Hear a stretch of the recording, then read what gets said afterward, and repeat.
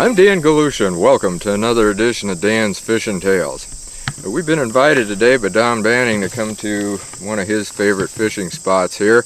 Pepper's around here too, and so you'll probably be seeing him at times. And what we're going to be doing is, I just did the introduction on this 75 series rod that B&M has. And Don and I'm going to be using this, and of course he's fished it quite a bit otherwise anyway, and he's already down here fishing. I'm probably going to be going for some bass. I think he's going for bluegills, and well, we're going to go for whatever goes, because this is actually a crappie rod, so naturally I use it for bass. So anyway, let's get fishing. I've switched over to a 4-inch worm. I was using some other stuff, and I've been getting a few hits, so we'll see what happens here. There's one. Like I said, I've been getting a few hits. He's giving us a show, I'll say that. Yeah, there we go. It's not too bad to start off with one like that. He's hooked pretty good. Shoot that worm up some. There's what I've been using right here. It's a natural forage bait. In fact, you can see right there that I've been getting a few hits because the tail got nipped off. And that wasn't him that did that. But that's a natural forage bait R4 worm, by the way. And it's a bee fishing head I'm using. Using open hook because of the spinning rods. Spinning rods aren't always the best for setting the hook when you're going to be Texas rigging. We'll get him back in and we're going to do some more fishing here.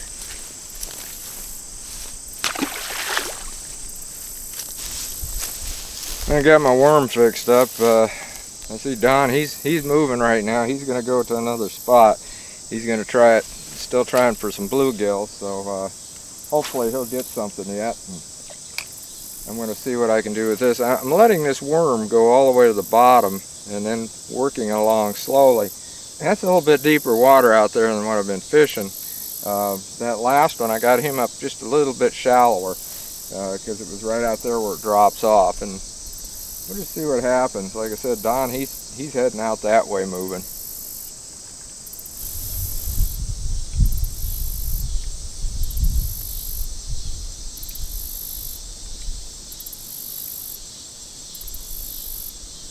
I've decided to move down to the shallower end because it does seem like that's where the fish are at. And Don, he's kind of in a shallower area too. So hopefully he'll get something that we can show you as well. I don't know how I'll do here. Like I said, I've been getting some hits in shallower areas, but as you can see, they were nipping the tail off on it. And I'm still using it with that nipped off tail, just to see what happens. I'll probably replace it with a different worm.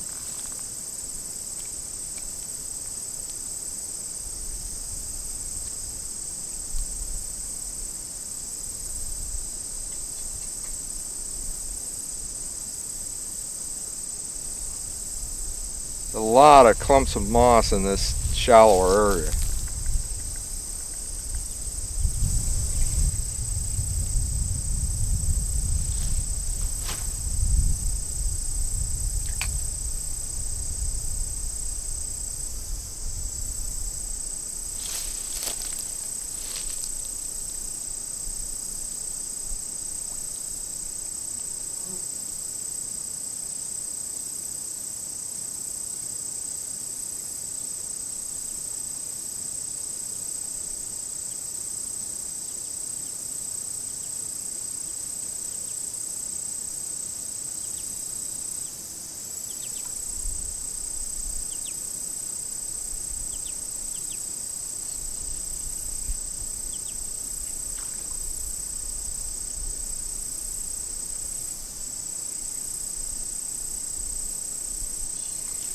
There we go. Yeah, it looks like a little smaller than the last.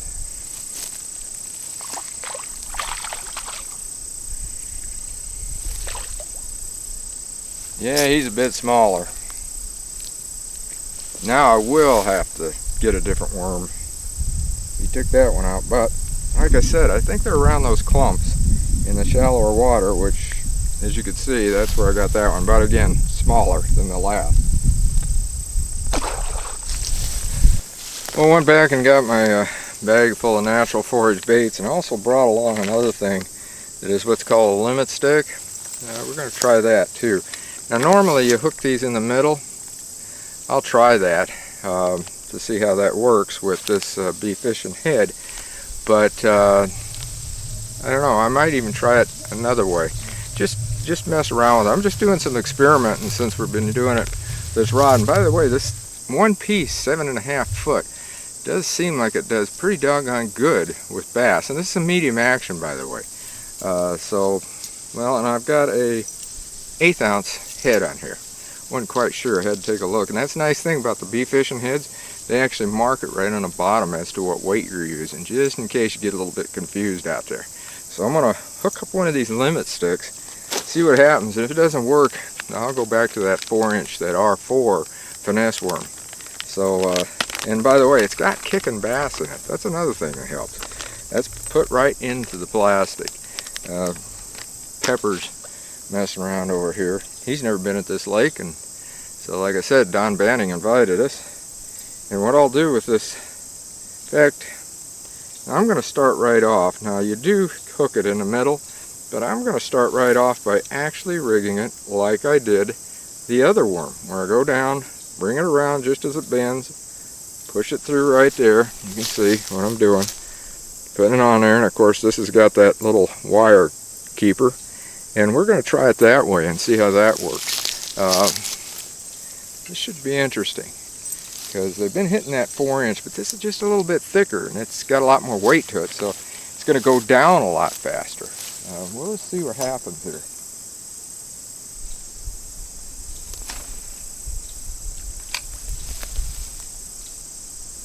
Oh yeah, that dropped a lot quicker. So, how it will work, I'm not sure. Don's got one over there. He's pretty good, isn't he, Don? Yeah, he's 15 or 16 inches. Yeah? You got him? Yeah, that looks good. Okay. Where'd you get him on? I got him on a havoc money worm from Berkeley. Not a good old money worm. Well, hopefully you get some more there. I'll try. I'm going to switch locations. I see Pepper's already even taken off, and you know, this is a good time to talk a little bit about something that's really nice to have when you're walking around and you kind of know what the fish are hitting, even though it's been kind of tough. They are hitting soft plastics. So what I've done is I've got these Plano wraps. These are just great for this sort of thing. In fact, I can just throw my limit sticks right in there. And this thing's full of my natural forage bait soft plastics. I think it's even got some bee fishing in there. And so we just put them up like that. That's only worms and craws. And now I can take off, and I'm going to go over there to another shore, probably closer to where Don's at. We can get him a little bit easier on camera too than being over here. And like I said, Pepper's already taken off, so better go chasing. Don, I'm coming over to join you some. You got two rods. Yeah. You got that on that Wacky rig, but you got something a little different there. I'm using a Yum Dinger. I was using a Berkeley Havoc money worm, which is made for Wacky rigging, and I had it through an O-ring, and unfortunately that bass hit so hard that when I pulled it, he knocked the worm right off. So I switched to this Yum Dinger, and what I'm using, if you can see this here, it's a T-Wacky head by Stanley Lures, Stanley Jigs. And they work real good. Some people don't use a jig head for Wacky rigging, they use just an unweighted hook, but I like these in either a 16th or an 1/8 ounce. It helps it fall a little better. And over the last 4 or 5 years, I've caught a lot of bass wacky rigging. It's a lot of fun. The rod I'm using is a B&M Buck's Crappie Rod. And don't let the name fool you, because it's actually a good finesse rod for bass. I've used these rods for several years. And I've caught a lot of fish on these, a lot of bass, crappies, and bluegills. So, and as you folks know, if it says crappie, it could mean bass for me. Right. Yeah. Anyway, B&M rods are one of my favorite lines, and I've used them for about 10 years, and I never have gone wrong with them. They really serve me very well. And if you haven't tried Wacky rigging for bass, try it. You'll you'll love it. It's a great way to go. In a lot of places, the bass haven't seen this technique where you use standard retrieves and standard rigging on worms. A lot of times the Wacky rig, it just shows them something different. It's got a certain flutter on it, and you'd be surprised how effective it can be. Well, that's similar too to the limit stick that right. Natural Forage bait has. Yes, it is. I was just using that, as you know, folks, a little bit ago, and I've switched back to the 4-inch worm. The reason being is I was getting just a little bit too much weight on that. But I'm going to let Don try to catch another fish here, and I'm going to go down here and see what I can do. So let's go fishing.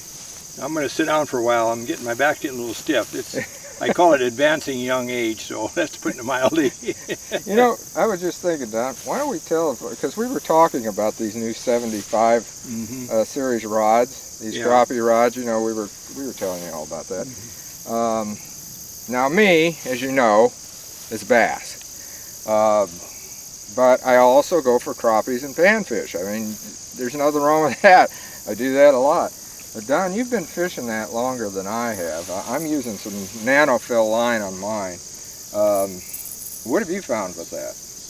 I found it really good. I've caught several decent bass on this. I've been fishing mine now for probably about a couple of months. I got it just a little ahead of Dan, but it's called a crappie rod, but there again, don't let that fool you, because it's a great rod for bass. I think you can even use it for catfish. It's got tremendous action.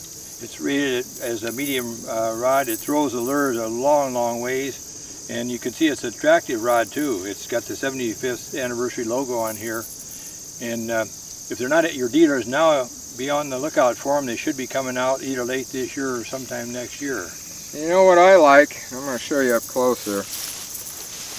This reel seat. I mentioned that in the overview before. A lot of your reel seats, when you set the hook on these, they flex so much that you actually lose your reel. This one, I've noticed, especially today, catching those bass, I have not been doing that. I don't know if you've noticed that on yours or not. No, it does seem, it fits solid. I've had problems with some other rods, other brands, where they don't seat in. You got to really torque the reel seat down there. Another thing I might mention, the reel that comes with these is a decent quality reel. I think it's like seven bearings? Yeah, 7 plus 1. 7 plus 1 ball bearing. You can see on here I got a bright line. It's a gamma line, polyflex line. It's a it's a copolymer line. It's bright colored. Some people are really, really leery of using colored lines. I don't find any problem with it. Actually, it helps your sight. You know, I've got wear glasses, and sometimes the vision is not the greatest with low light. So sometimes this gold, the high-vis gold line is a really good addition. Of course, you mentioned too that you thought it'd be good for catfish.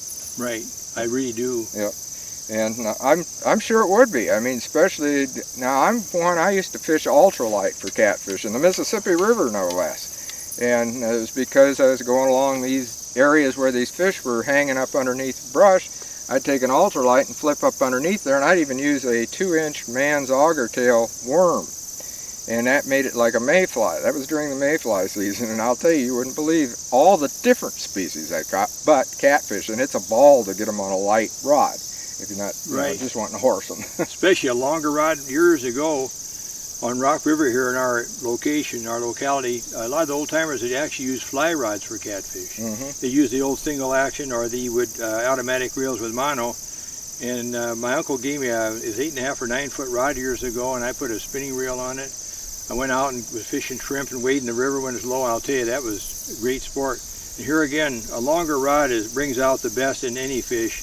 And a lot of times when you're fishing cat, they may only be running 1.5 pounds or so. I think this will add a really good element of fun for not only catfish, but anything else. Oh yes, definitely. Well, I'm going to get fishing. I'm going to let you go fishing. Okay, I'm going to sit down for a while here and take it easy. So. Yeah. I got another one. My golly, went back to that 4-inch R4 worm. That might be what it takes. See what happens here. Hopefully getting me on another one. That was on that R4 worm. Not too bad out there amongst those weeds. Oh, we got another one here. He's pulling pretty good. Another one on that 4-inch R4 worm. Whoa. Yeah, more than I thought he was. Nice fish.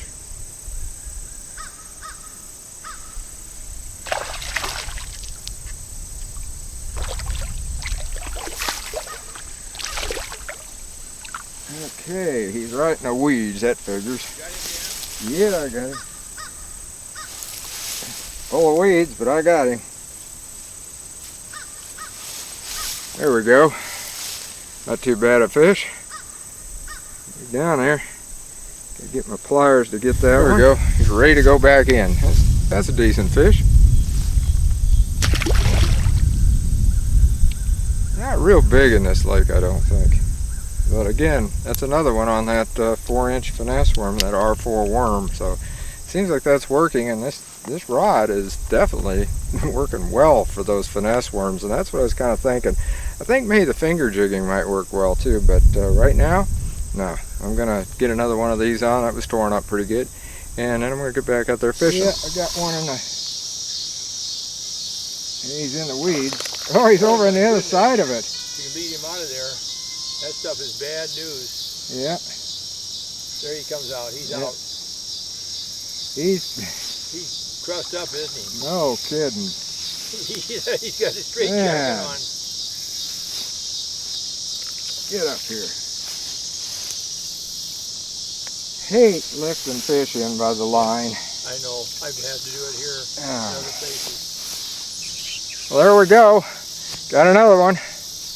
And that one again was on that 4-inch worm, that natural forage bait worm. Got him hooked pretty good, so that was good because he really got into that moss. There we go. Nothing real big, but at least he's fish. Well, I see Don's getting ready to go, and I just caught one there on the dam. So it's getting a little later.